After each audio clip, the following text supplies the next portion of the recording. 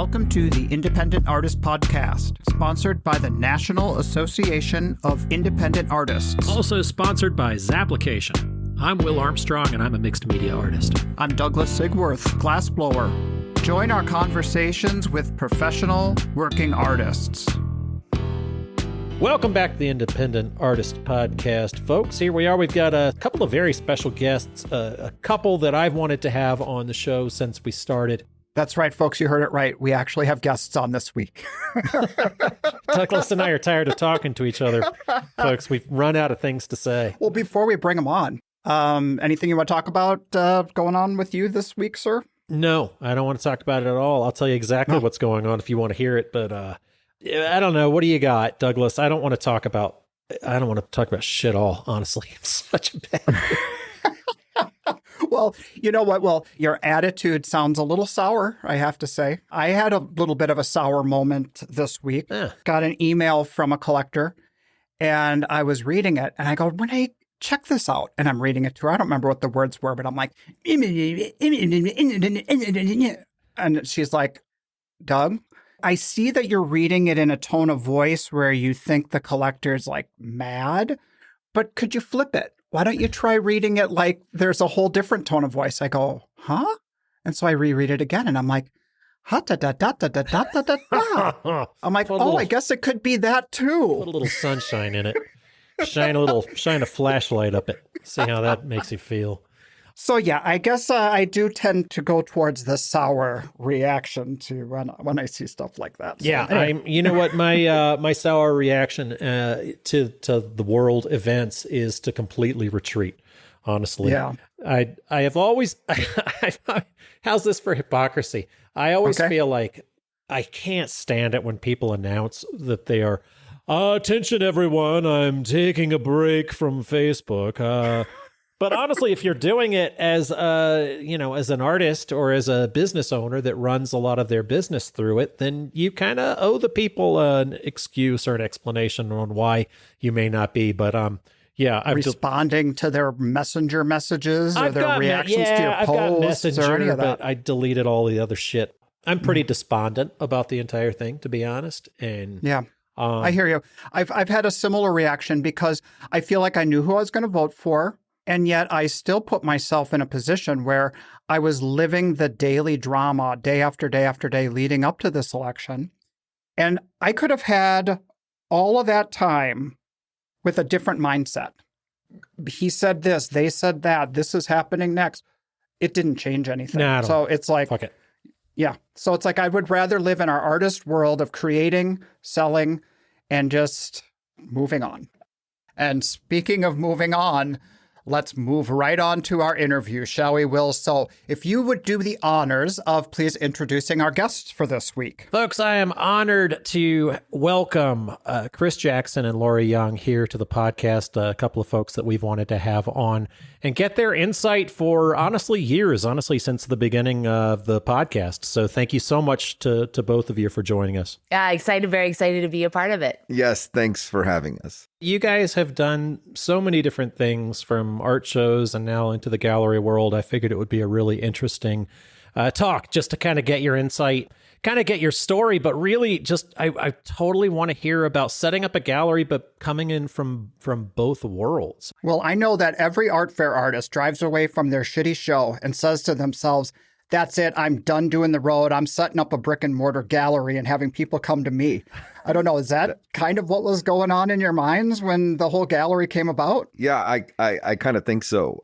After doing a few shows and seeing a lot of our elderly artists struggle, I think Laura and I were like, gosh, we don't want to grow into that and just be stuck on a fixed income with just doing art shows as we kind of get older. And so I think the dream was to travel less and then kind of be grounded with the gallery. Yeah, that's fascinating to me. And what I think you guys have done too, and I think a mistake that a lot of artists do is that when they decide on that space, it's almost like booth location. The real estate that you guys have is super prime. I mean, you're right there in Wicker Park on Milwaukee.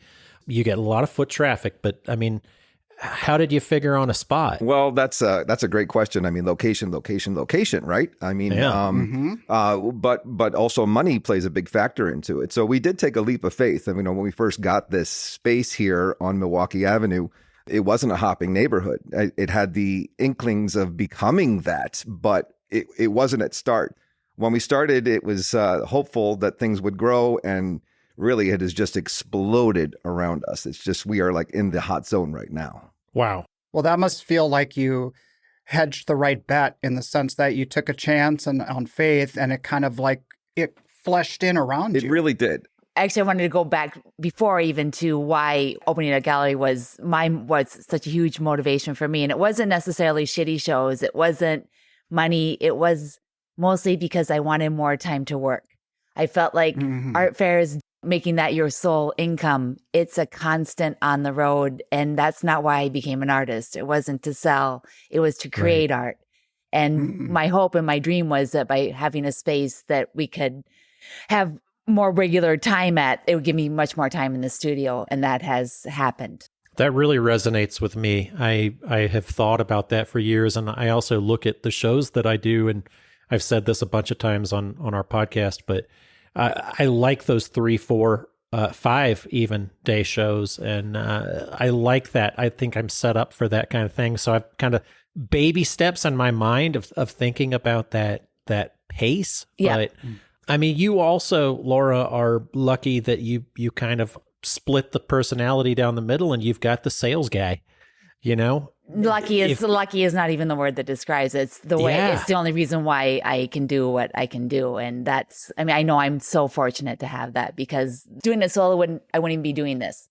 And I think there are a lot of folks out there that would say a similar thing. You guys have what I seem to think of as a pretty clear line between creativity and sales. Like, is that how you see it? I do. Yes. Yeah, absolutely. Yeah.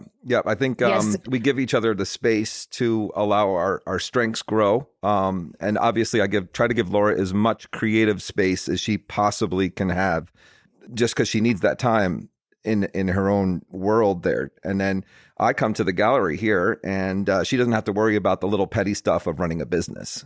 Not only that, is Chris can't paint a dot. Yes. And I could care less about money, and I can add, but I got $5. That's all that matters. Heck yeah. Yep. So you defer that customer interaction.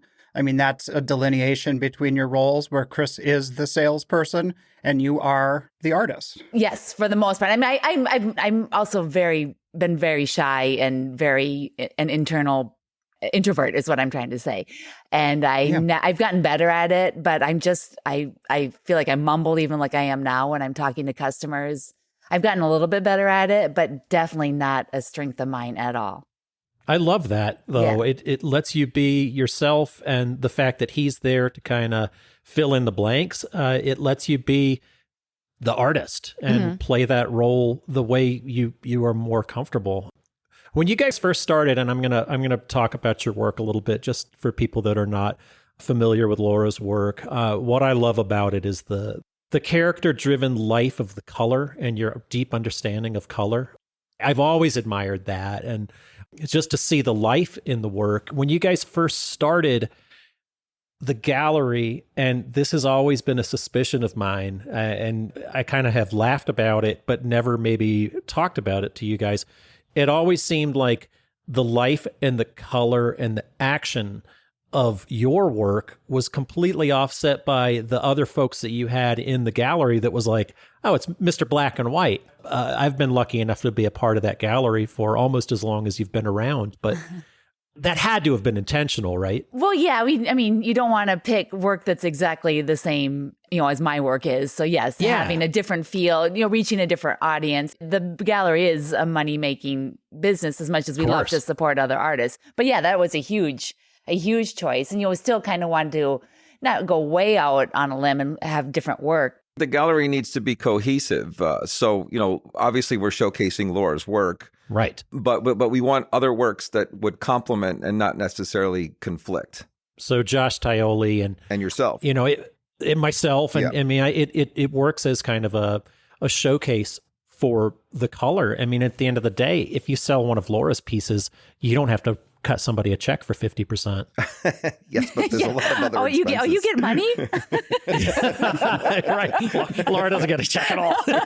Just goes to the rent. Sometimes, right? Yeah, for sure. But yeah, I love that about the gallery, and I love the fact, and my wife is always telling me to take, and I said this to Douglas last week about, feeling comfortable where I am creating what I know that sells. And then my wife is like, that's horseshit, right? Because anytime you do something and you take a leap of faith, it tends to pay off. So you can kind of make whatever you want, right? Well, in the beginning, I had a really strong mentor that helped me. And he said, he works in the music business. And he told me, he said, what he does is he writes jingles. He does sound work for money, but then he always will stop a project and interject what he wants to do. He said, I suggest that, do work that's definitely for money, that's definitely like, this sells this. But he said, but continue to feed that new, I want to try something completely different. I always would cut out the piece for me. Right. Nice. Yeah. Yeah. Mm-hmm. So I have a question. I still see you guys out on the road, right? So is the gallery kind of like part of the overall umbrella, but yet art shows, you still do travel to art shows or art festivals? The idea was that we would cut back our art fair schedule. I mean, before we got the gallery, we were doing a full schedule, like Florida, and then the spring, down in Texas, Oklahoma, and then you kind of work your way up to the Midwest, and then you kind of gravitate back down south again with the warm weather. But we said, why don't we just have it set up so that we can just do the shows that we kind of want to do? And so handpick our schedule so that we don't have to rely on that income to be on the road the whole entire year. And if you get in. If you get in. If you get in. Yeah. So what is that sweet spot for you? That, a handful or? Well, I would say ideally we always laugh. Ideally, we would love to do just 4 or 5 shows, but the temptation comes in, when you get into some of the bigger, better shows, you're like, oh, let's go ahead and do that. And then we kind of overbook ourselves, and then we're mad at ourselves at the end of the season. I will say there's something about the gallery that's different than the art fair. At doing the art fairs on the streets, you're hitting a particular audience in a certain area of the country, and there's a sense of urgency when you're doing those shows that people feel like, gosh, I really need to buy from this artist right here, right now. Otherwise, I'm never going to see them again. Whereas the gallery has a brick-and-mortar store, so they kind of have this feeling that, oh, gosh, I'll be here, if I want to reach out to that person in a year from now. So there is something that we like about the art fairs that, as far as selling and reaching out to people, that we still really enjoy. That was going to be one of my questions, too, is the different pace. Because I feel like these shows sometimes that we do, like if you did the original format of Oklahoma City, where you're there for 6 days showing, what I found is that I wasn't selling until the Saturday or Sunday to the same people that I talked to all week. Yeah, it's a completely different beast. Like I said, there is such a sense of urgency. You have basically like a couple, they're together, they're looking for something for the living room, and they're going to make a decision that weekend. Right. Whereas if I was going to compare that with the gallery here, we might make a contact with them. They might be interested later on, and I might not hear from them for 3 or 4 months down the road. Sometimes I try to expedite things by say, hey, listen, let me bring that painting over to your house for a house visit. And that helps, but it's just a different pace, and that took a little bit of us getting used to, coming from the background of the art fair and selling. I have felt like that art fairs, as time goes on here, that even though there is a sense of urgency that we won't be on the street after Sunday, that people do feel like, I've got your card, I'll check your website, or whatever, you know what I mean? And then they add the whole other complexity with shipping and blah, blah, blah.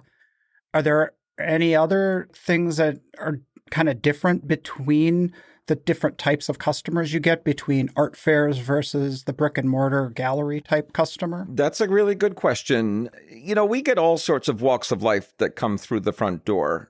So you never really know who's who, basically. It's not like it's a flow. Like, let's just use Fort Worth for an example. Like, that show opens in the morning and you're going to have a long line.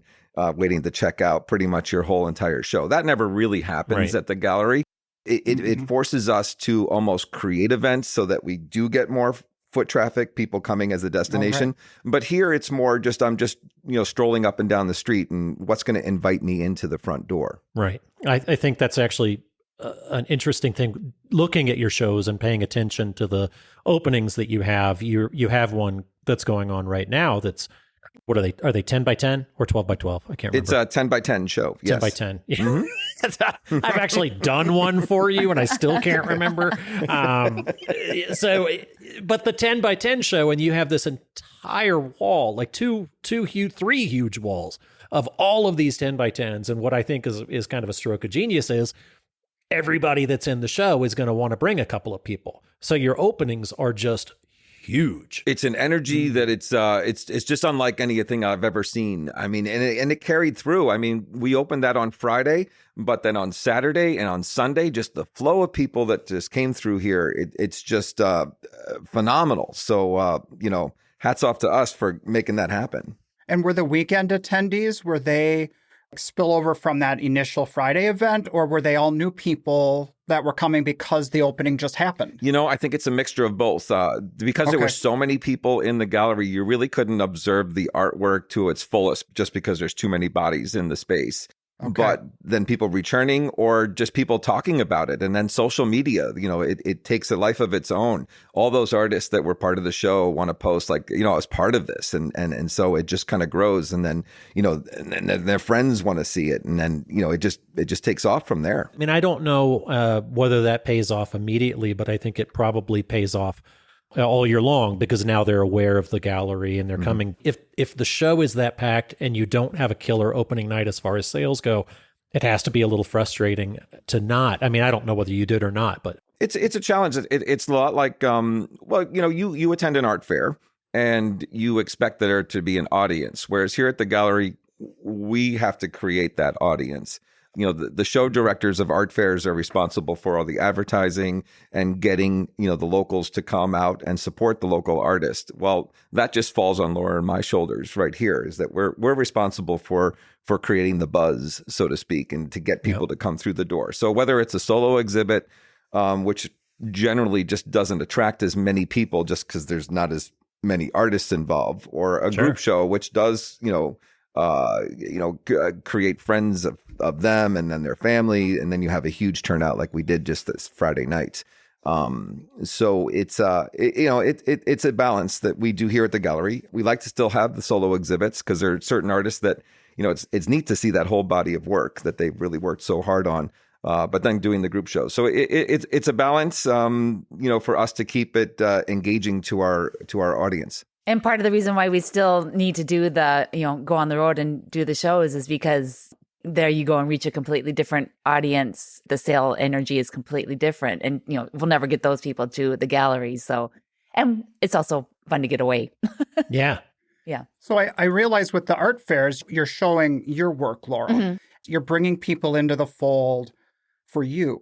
But then does also the art fair serve as bringing people into the fold for the gallery as well? Oh, absolutely. Like putting the whole gallery on the map? Yes. That continues to happen, whether they go to our website and then see everybody else's work that's on there, or they come into the gallery to see my work and then, stumble across all the other great artists that we represent. I know it works for me, showing in Chicago.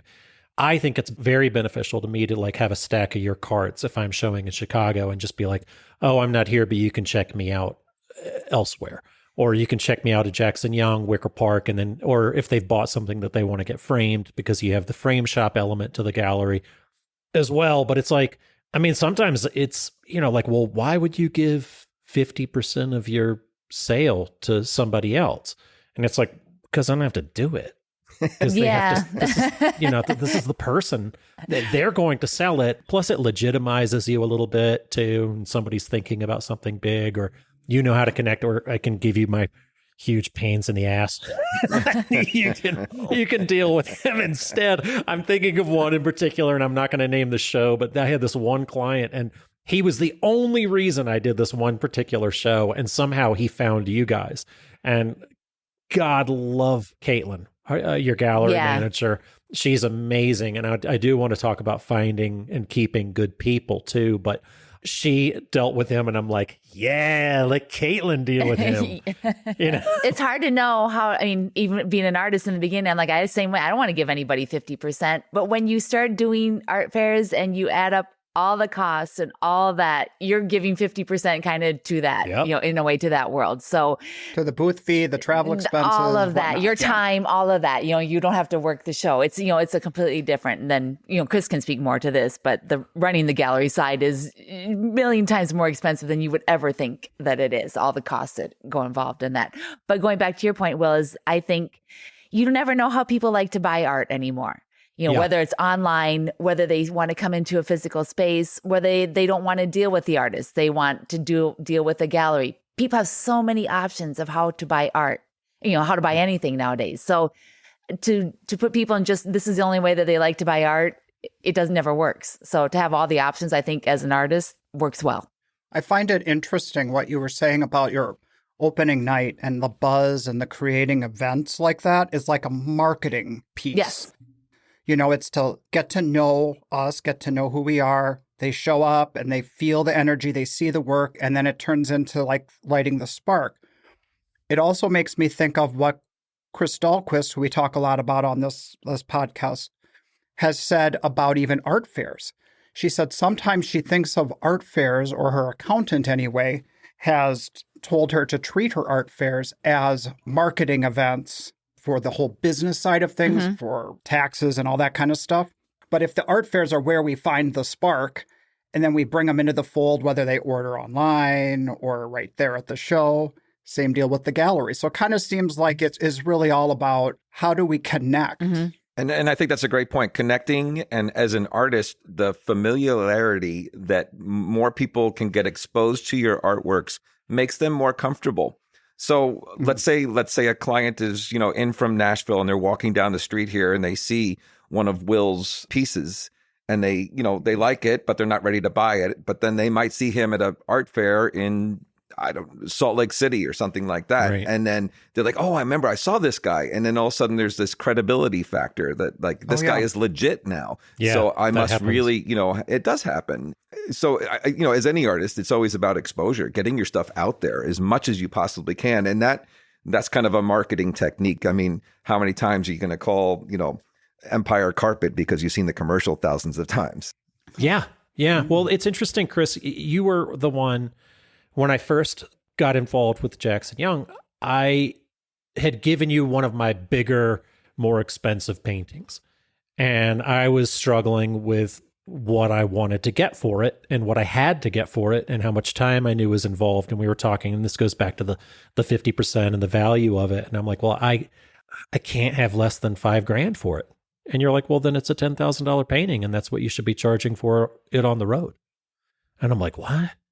And it's like, well, that's so much more than I was, it's only a $6,000 painting at shows. But then I have increased my prices just because of talking to you and in that conversation from years ago. But I think that's what somebody has to pay attention to when they start thinking about whether or not that they want to do a gallery. Laura and I always kind of go around. When you're on the streets, I think people are comfortable spending up to a certain amount of money generally. I mean, I know there's exceptions to the rule. I do think inside the gallery with all the lighting and such, I think that level of comfortability rises quite a bit.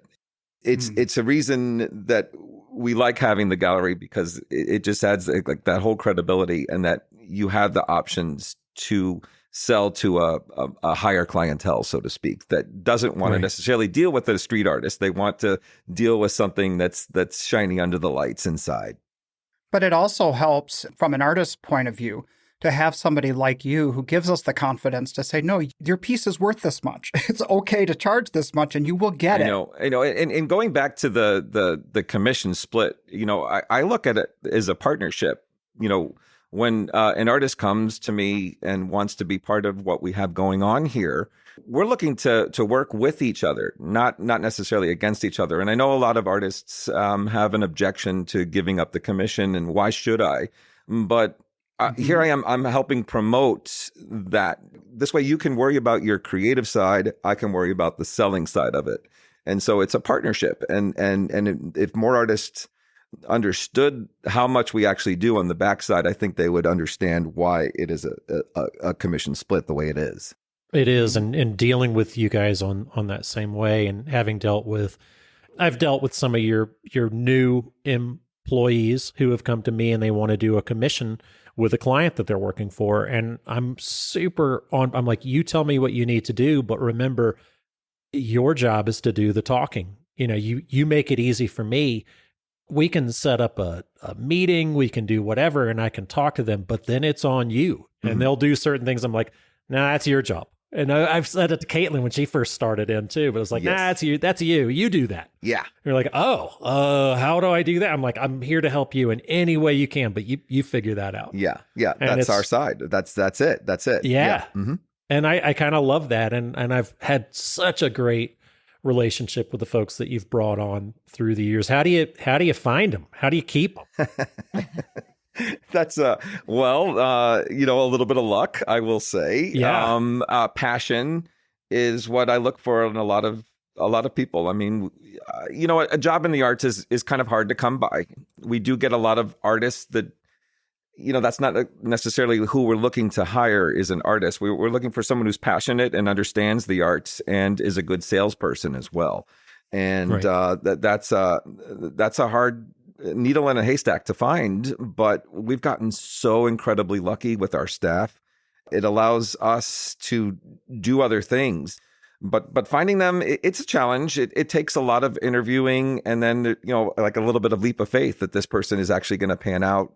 But passion is what I really look for, is someone, really into it and is going to get excited about it and then share that excitement with the potential clients that come into the gallery. That's amazing. And I also say part of it is also understanding, because sometimes for the people that are working for us, money isn't necessarily the motivator. They want to learn new things.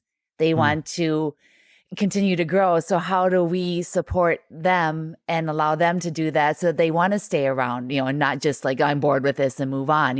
When money isn't necessarily the motivator, it's a completely different world too.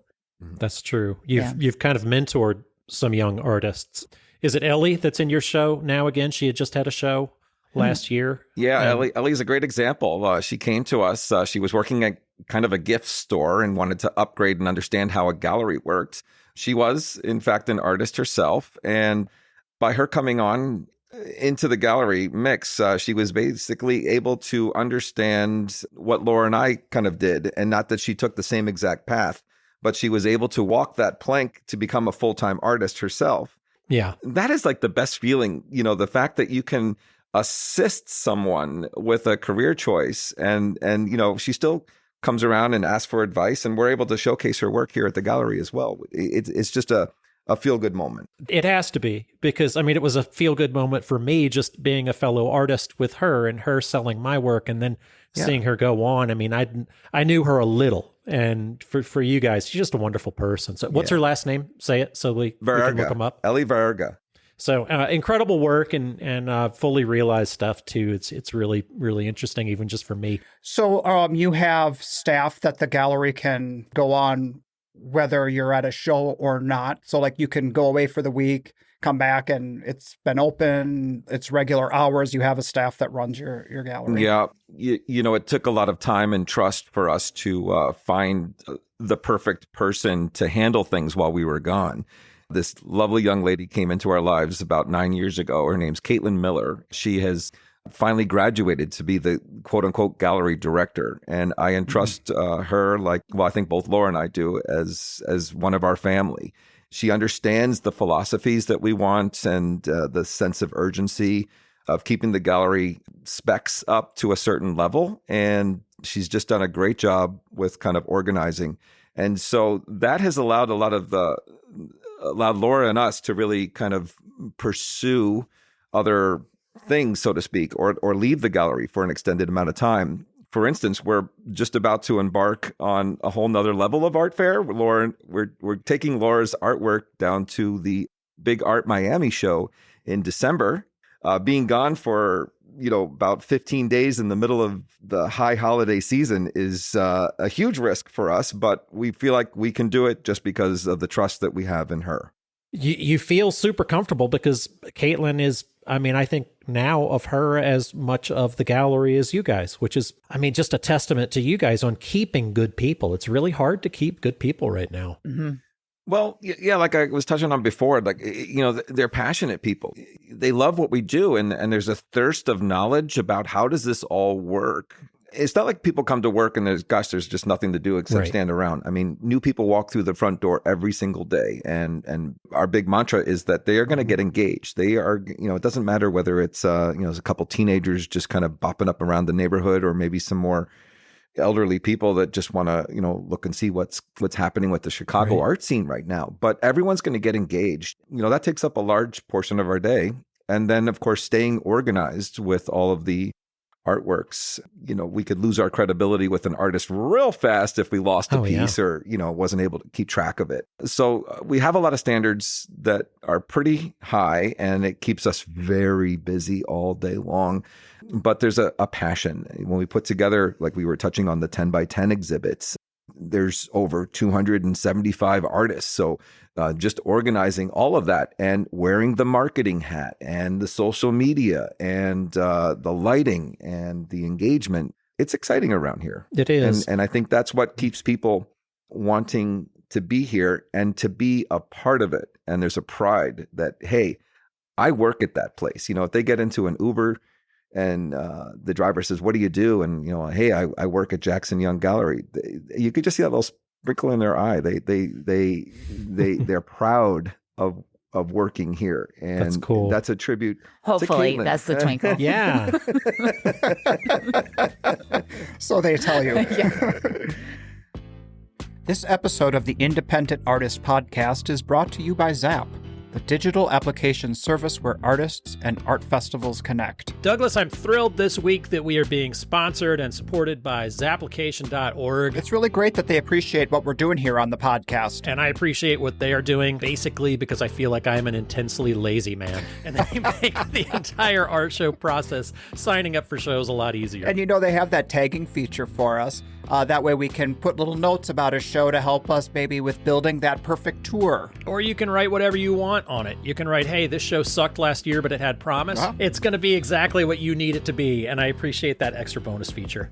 We've got Chicago on our minds today, folks, and it's only fitting that today we announce a call for entry for the 57th Street Art Fair, which is in the heart of Chicago's gorgeous Hyde Park neighborhood. I love Chicago in the springtime, Douglas. There's really no better place to be for me. The show is on for June 7th and 8th, 2025, which, like you said, springtime in Chicago can't be better. I don't know about you, but I love Chicago blues. The entertainment is presented during the fair by Chicago's premier blues club, Buddy Guy's Legends, with food trucks and local restaurants taking care of the food. When the collectors are happy and they come out, that's a good thing for us. Absolutely. 57th Street is the oldest juried art fair in the Midwest. Sign on and apply for their 78th year. The thing that is special about this Chicago show is that they are very dedicated to it being an originals only show. There's no mass-produced work allowed, and everything has to be created by the artist's hand themselves, and they uphold those standards. That's very important to them. Yeah, no reproductions, Douglas, so leave those print bins at home unless they have small originals inside them. You can read all about other details with this show on their application profile.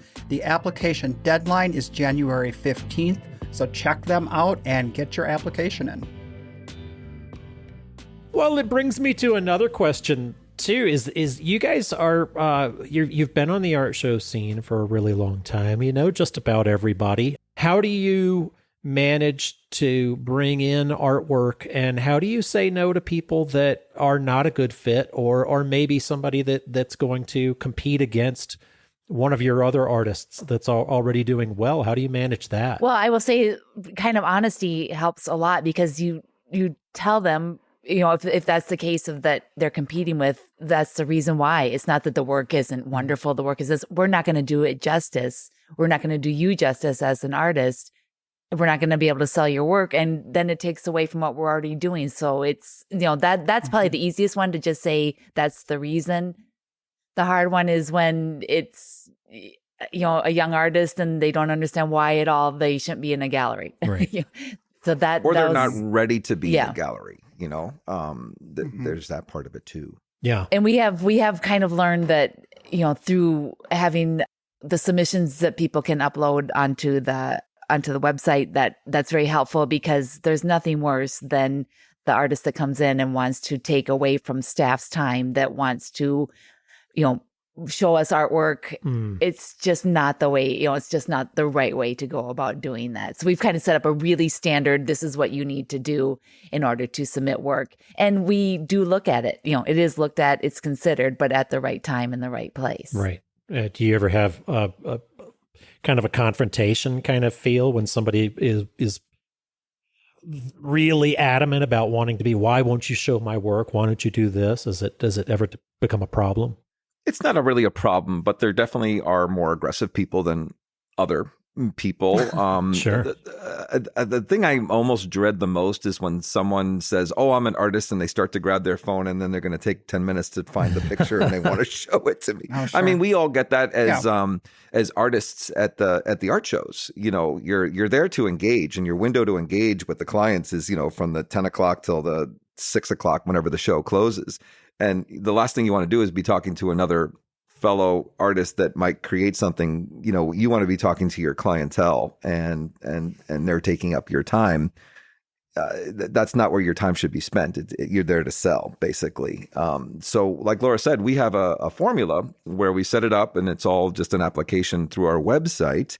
And we do look at those submissions, but you'd be amazed how many artists take that information and walk out the door, and then you never hear from them again. They just want, they want that immediate answer, like, you like me and take my work in right here.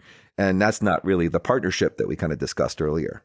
Well, that's probably because they have the art show mentality, immediate gratification, as opposed to the slower pace of, okay, here are the steps that I have to go through in order to sell it.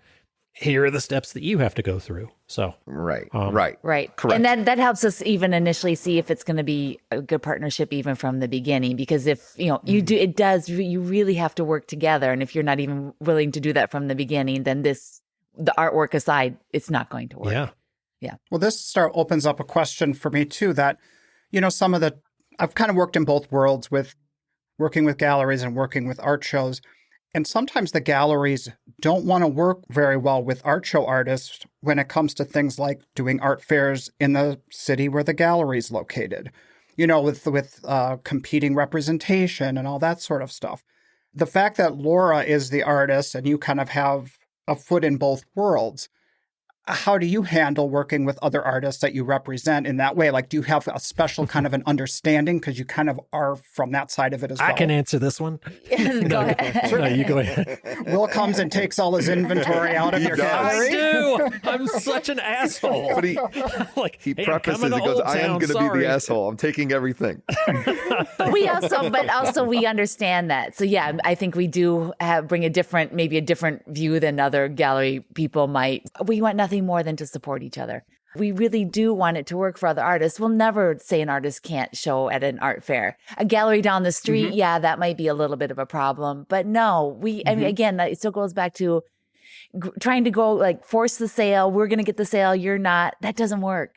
You just try. We're not going to put energy into it that way. And maybe the not caring is our bad, but I don't want to care about that kind of stuff. I want everybody to succeed, I guess. Yeah, our approach is really different than coming from let's call it from the ground up. We came from doing the art fairs on the streets to open an art gallery, as opposed to coming from more of a accounting background into this. So we understand. We want the artists to get as much exposure as possible. That's only going to help them out in the future. And so by you taking the pieces, from the front and putting them in your booth, I think that's just going to help you. Yeah. And I want that. And then honestly, after the show, then you bring me what's left, the little pebbles that are left. It's always such a cool feeling to go into the gallery after a show or after a certain thing.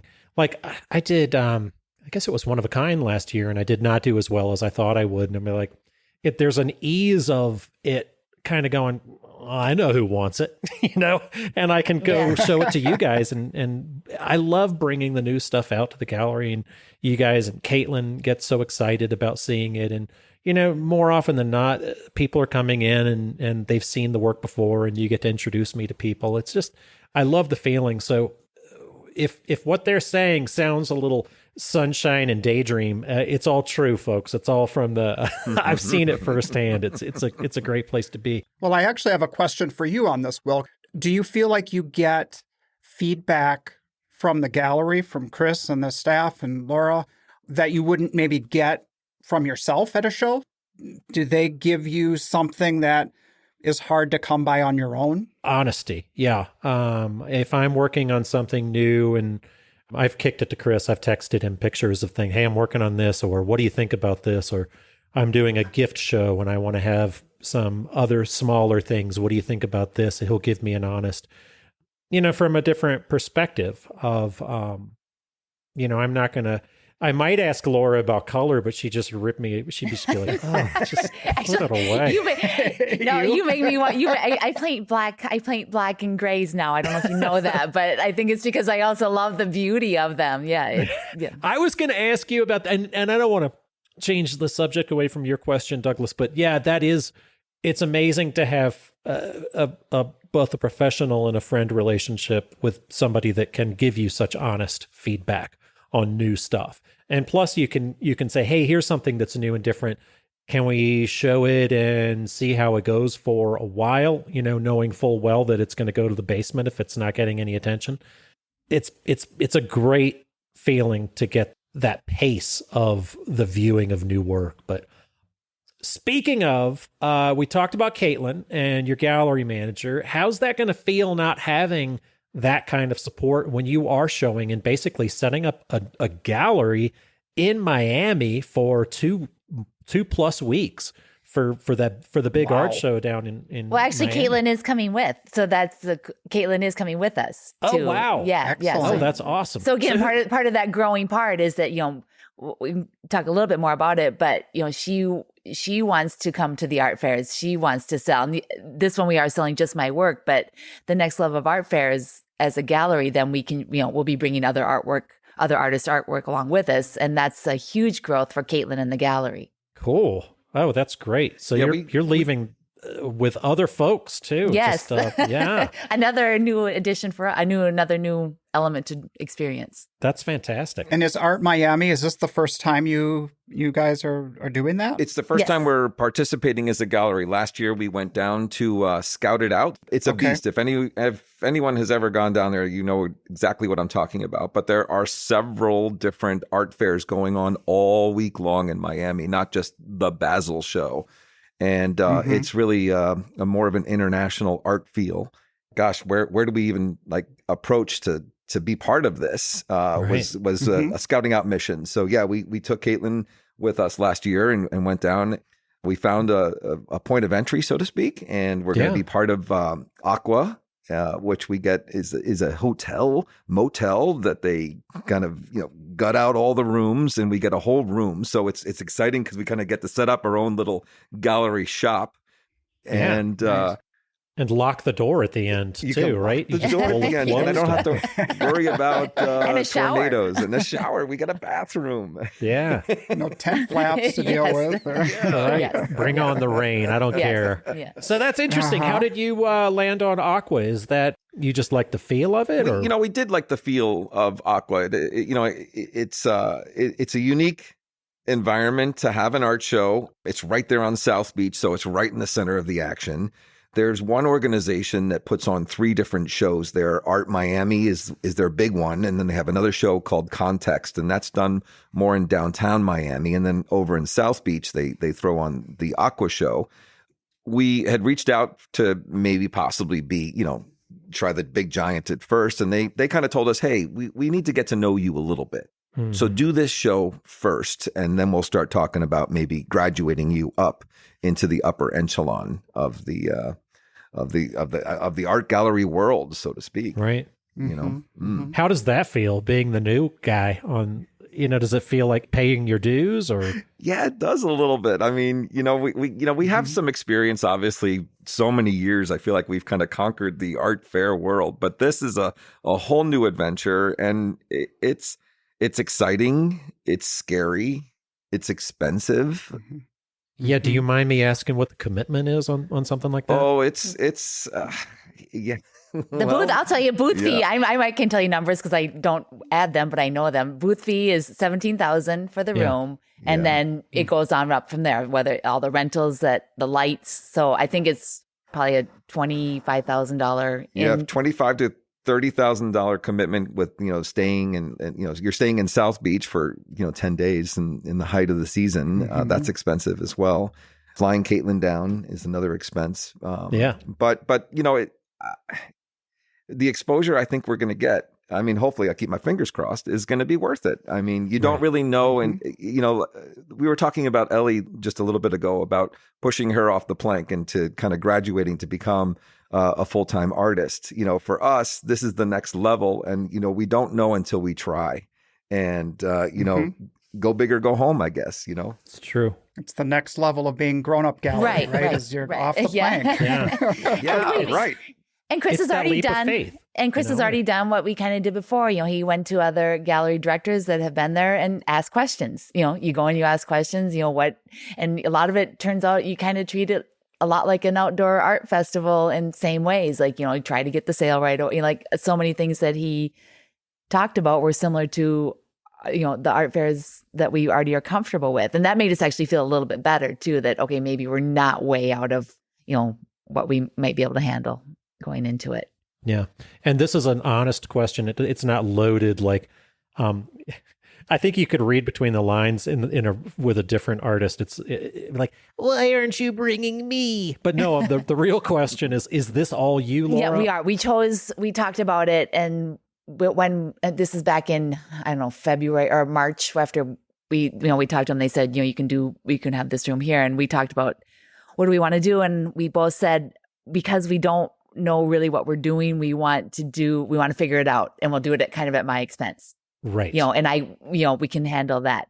Yeah. Since then we had, both my mom died and Chris's mom died. And it's kind of been like, how do I handle, creating all this new work and all that's gone on? So it's been rough. Yeah. I'm so sorry. That's really that's one of the hardest things, honestly. But in some ways, I think having this to focus on has helped me a lot because I don't have, it's not that I don't have time to be upset, but it's just another place I can put my energy into. And that's been helpful to me. Do you feel like that's a different energy right now, like focusing on that? Because I'm seeing is this just where you are creatively, but I'm seeing some different things coming out of you just as a follower of your work on Instagram? No, I don't think, because a lot of the stuff I've been working on before a lot happened this year, that's to me the exciting thing about doing, work at a different level is some of the barriers that maybe I put on for doing, well, not they're real barriers. I'm not going to be dealing with wind. I'm not going to be dealing with rain. I can make some pretty intricate, much more complicated pieces, and I can put a price tag on them that are, warranted of the time too. So that's what I was so excited about. Like, again, I love the growth as an artist. I love trying new things. I can't stand doing the same thing over and over and over. So this, I feel like lets me take that to like whatever level I want to. That's great. And I think that's going to pay off creatively too. Just as you go on, like having this kind of panic. I don't know if it's a panic or not. It would be for me, but creating a certain body of work that is within your realm of work anyway, but just for this experience. And I don't know. I'm excited to see where it takes you. Yeah, no. And then Chris has always been so supportive. Like, just do the work that try to let go of all those barriers. Like, will it sell? Will this? And that's such a hard thing to do. But I decided for this that's what I really want to do. Yeah, am I taking some pieces that have known to sell and made new ones a little bit more in that vein? Yes, but I don't know. That was what I was really excited about. Our approach on this whole thing has really been not worried about the money. It's really been about let's just go down there and just see what happens. And we could bottom out and zero out, and that would suck. But at the same time, I really want to get out of this as a learning experience about how do we keep doing this and do it better the next time. And so by just showcasing Laura's work, it kind of takes a little bit of the pressure off of us that we don't have another artist involved that we're, disappointing, or, this way that now we can take this knowledge and then do it bigger and better the next time we go. Right. That makes a lot of sense. I'm glad you're doing it that way. And it's a lot to take on, just the two of you. Yeah, I'm excited to hear how it goes. One of the things, this conversation, this part of it is that I have on my notes here is the whole idea of risk. Thought of, let's say, opening up a gallery in downtown Chicago, Brick-and-Mortar, and the cost of rent. And now you're talking about this, which sounds like an incredible risk. I know being an art fair artist is a risk. I'm not going to say that's not, but this seems like even more like the stakes are even higher. How do you handle all of that? I think it's just higher just because it costs more.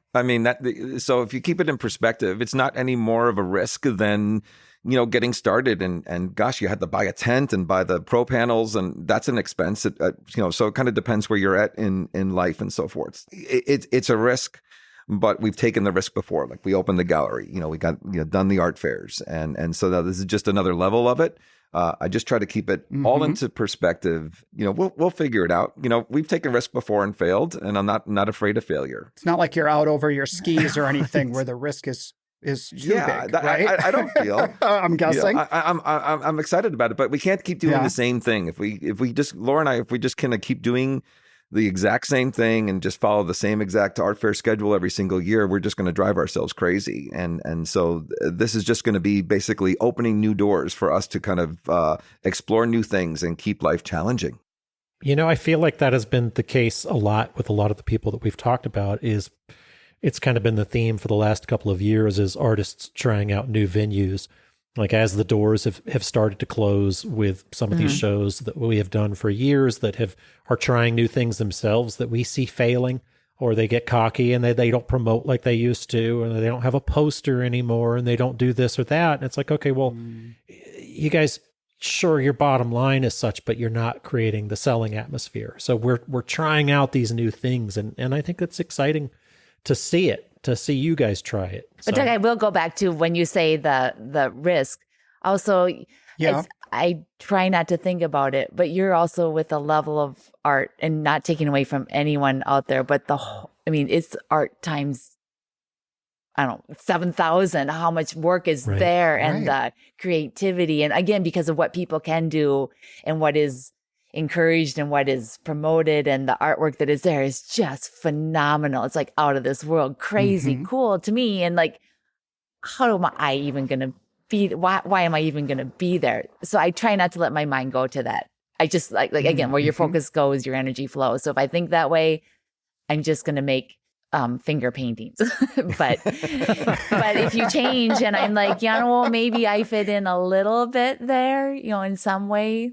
So I do feel like there's whether it's real or self-imposed, you do feel like you're competing at a different level too. So it's hard not to think about that. Yeah, you're also competing against dead artists too. You have to remember that.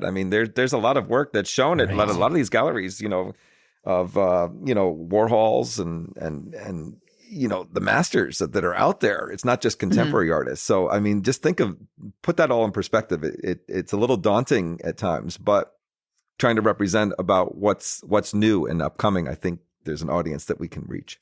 And Laura, if you get intimidated by it, you could just kick it to that guy and just be like, yeah, you deal with it. I don't even want to, I'm not listening. You do it. La, la, la, la, la, la, la. And then I do a couple spins, and then I go, and they're like, oh, she is the crazy artist. Yeah, that's right. You get to play that role. That's really great. I'm German, though, so it doesn't really come out that often. Oh, damn work ethic. Well, I am a little curious about your guys' backgrounds and how your backgrounds kind of play into what makes you successful in gallery, art show world kind of thing. So can you tell us about that? Well, I think we were talking a little bit earlier. So I come from a very, very poor background, and I never even knew what art was, growing up. But for whatever reason, my dad was, I know why. My dad was, he was he was a chef, he was a cake decorator, he was a sugar artist, but that was never really art. That was just kind of his job. And I think that was probably instilled in me from a young age. But being poor, you're not exposed to any more of that. So somehow art became part of my life, and it was through a painting class that I took. Went to Chicago to further my education, and that's because I was paying for everything myself. I bartended, and I still think bartending is probably the best skill that I learned for helping in like selling and dealing with customers and the more social aspect of selling art. I can understand what you're talking about, coming from a background where you didn't have a lot of money. I mean, I grew up that way too, but I feel like what that gave me was like, well, I'm comfortable with not having anything. You know what I mean? Yeah. It kind of gives you this feeling of like, it's only up from here, and having that leap of faith and moving forward and taking risks. So I think that yes, there is something good from coming from that. I think that's my driving force is if you've never had anything, you're not afraid of losing it. Yeah. So I don't, money doesn't really mean a lot to me. Yeah. Would I like to have a little bit more, but mostly I want to just spend it on other people. So not having any money and making it was always up to me. So I think that's been the best thing that has made it so you can become an artist. I'm like, if it needs to be done, I need to figure out a way to do it, because that's the only way that it does. And this world demands that, nobody's doing it for you. Nobody's handing it to you. So it is. Yeah. Is, we work too hard. That's probably our biggest downfall. But growing up that way, that's the hugest thing that I got from that. Cool. And Chris, how about you? Yeah, my background, my father an accountant and my mother an English school teacher, got exposed to a lot of cultural things growing up. I was an only child, so I'm pretty darn independent. Went to school to study theater. That was going to be my passion into the arts, and pursued a career of theater. Brought me to Chicago, and got into a little bit of the theater and commercial world here that brings, and met Laura bartending, which, all of us creatives work in the service industry at one point or another, right? Yeah. And then kind of fell in love with not only her, but what she was doing. And then, we started to dabble in some of the local art fairs here, and decided we were going to, try to take it to the next level. At that point in my theater career was, saying that you should probably pursue off to California at some point, but then that would have meant kind of just leaving Laura, and I kind of liked the life that we had together. So we kind of decided to rally around her artworks, and then this vision of growing the gallery just kind of came into existence, and here we are several years later. How does that performance background help you with connecting with buyers and collectors? Well, I'm definitely a people person. The theater part is maybe I'm not afraid to get up and talk in front of people. But honestly, I think what Laura touched on, the bartending skill is phenomenal. I mean, there you are basically selling and entertaining at the same time, and making a product right in front of them. So, I wasn't afraid of, like I said, the performance aspect of it, but getting people to talk. And the more you got people to talk, the more money you made in tips, because people love to talk about themselves. And so really it was just finding that right question and let them talk. And I kind of parlay that a little bit into selling the artworks. You get, what do you like about that particular painting? And let them kind of discover it. And then you just say, well, when should I deliver it to your house? And hopefully it goes that way. Exactly. That's totally cool. That's so funny to think about all the different people that we have talked about. We have to make a living, we have to pay rent, but that I definitely spent a lot of years behind the bar as well. So we've touched on that as well. I can see it in so many of us, really. Right. Any exciting stories you'd want to tell us about just having a brick and mortar that is open to the public? It's an up and coming neighborhood, but it's still got some grit. There's still a little salt of the earth going in Chicago. There is. How's that go for you? It's a constant. You live in a city, any city. It could be Kansas City. It's a city, and there's some cast of characters that always walk in. One of the biggest concerns that we always have is, we have some young ladies that work here, but they're here alone sometimes. And I do worry about that. We get some crazies that come in, or sometimes people are off on other devices that are just, they get engaged in the art, but you can't engage with them because they're so stoned on something. And it gets to be a little bit scary, but that's just part of living in the city itself, Yeah. Is there a lot of tourism? I mean, do you get like people from all over coming into the gallery, being Chicago? Yeah, we really do. Yes, being in Chicago, we get tourists from all over. I mean, Marathon Weekend, it's more international tourists. We're in such a neighborhood now that it's on the map. I mean, Wicker Park is the hotspot right now. So when people come in and stay at the hotels downtown, they make a special effort to come up here, not just for the restaurants, but for the record stores, the vintage stores, and then also, what we specialize here at the gallery is, what's happening in the Chicago art world right now. And so influencers write about it, and we're kind of in a hot spot, which is, we landed in that. We definitely took a leap of faith. It wasn't like this when we first opened the store 15 years ago. It's like now it's just coming to fruition, and we're just lucky as pie to have such a location. In the beginning, when we opened the gallery, Real World was filming up at the corner. Real World was filmed. So people would kind of start coming. Yeah, Wow. They came up there and they're like, this is the neighborhood that. And then the neighborhood has just slowly switched to better and better and cooler and cooler. And we also have a wonderful landlord that's made it so that we can stay in the neighborhood too. Yeah. Oh, that's huge. That was going to be my next question. Is the popularity of the neighborhood, do you run any kind of danger of it pricing you out? No, he's had this family really, really supports having the gallery there, and they've made it so that we can stay. Yeah. Oh, that's fantastic. At least for 5 more years. We have 5 more lease. After that, they might be done, we might be done. Sure. But with back to the marketing thing, do you feel like you have to get seen and listed in these publications of saying you're part of the art scene in Chicago, like being listed on these things to do in Chicago, that is necessary to draw a crowd to your gallery? I don't know if it's necessary. I don't know if they help a lot to get the crowd there, but they help to verify or to solidify that you're part of that scene too. So having listening in the Chicago Gallery News, it helps us. And then it also helps for other connections that we might need as a gallery, whether it's, applying to Art Expo, or it solidifies us as a gallery too. So does it really help I don't think a lot of people look at the publications as, oh, we should go check the gallery out. I might be wrong on that, Chris, but it definitely helps with other things. No, I think being in the association, we're very lucky that we're in kind of an artsy area, a very hipster area, and that definitely helps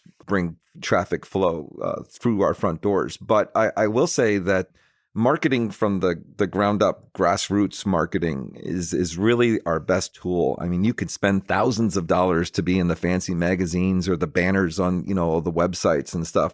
And I've kind of shied away from that. I never found that really resulted in anything. So honestly, more social media stuff, the more reels. I'd rather spend the money to pay staff members and put it in their pockets to do more of the grassroots things. Really are more beneficial, I think, for us.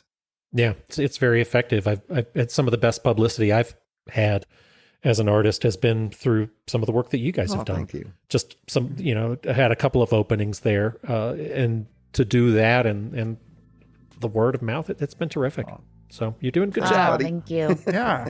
You guys, this has been a great talk. It really has, yes. Yeah. We really appreciate you both coming on. It's been a really interesting and enlightening talk. Thank you, Definitely guys. has. I love you both. Yeah. Thank you so Thank much. you, guys. Congratulations on all your success as well. Yep. Yeah. Thanks. Man, it was so interesting getting to know those guys and hearing how they work so well together to, work with the gallery and to work on promoting Laura's work. I think it was a really great conversation. I've known those guys for so long. They were right next door to me at my very first show when I transitioned from the old body of work into the new one. They were my neighbors at Three Rivers and Pittsburgh. And so, yeah, just they've been right along with me through a lot of important kind of aspects of my career, a lot of turning points and crossroads. So it meant a lot to me to have those guys on. Yeah, that's great. That's really cool. Well, everybody, that's a wrap for this week. We appreciate you listening to the show, and I got nothing else. What do you got, Will? I'm going to go hit the refresh button and see about Main Street, and we'll talk to you soon. Today's the day, folks. So we will hit refresh until we find out the news. So 1 week ago was the day, I guess. Too late for you. All right. All right, buddy. Bye. See ya. This podcast is brought to you by the National Association of Independent Artists. The website is naiaartists.org. Also sponsored by Zapplication. That's zapplication.org. And while you're at it, find us on social media and engage in these conversations. Be sure to subscribe to this podcast to be notified when we release new episodes. Oh, and if you like the show, we'd love it if you would give us your 5-star rating and offer up your most creative review on your podcast streaming service. See you next time.